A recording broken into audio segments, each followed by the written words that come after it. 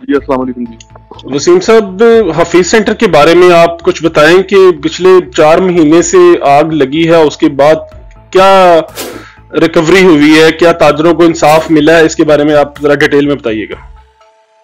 Sir Hafeez centre के साने को तकरीबन 4.5 माह तकरीबन गुजर चुके हैं और अभी तक हफीज सेंटर के लिए कोई तरक्याती काम या उनकी बहाली के लिए कोई इक़दाम नहीं किया गया जी।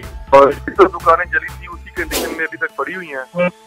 ये इसको हम अपनी यूनियन की या इंतजामिया की गफलत कहेंगे। दूसरी बात, हमें उनकी गवर्नमेंट की जानब से किसी किस्म की कोई सपोर्ट नहीं की गई, जिस वजह से हम ताजिर अभी तक दर बदर फिर रहे हैं और ये लावारिस समझ लें कि लावारिस फिर रहे हैं ताजिर जी। अच्छा सर, मुझे ये बताइएगा कि अभी तक यूनियन ने ताजरों के लिए कुछ भी नहीं किया या पंजाब हुकूमत ने भी कुछ नहीं किया, इसके बारे में क्या कहेंगे आप?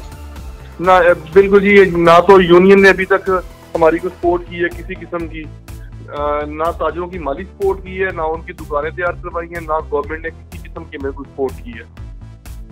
जी, thank you very much. News world Urdu के साथ बात करने का शुक्रिया आपका। जी बहुत शुक्रिया आपका, थैंक यू। अल्लाह।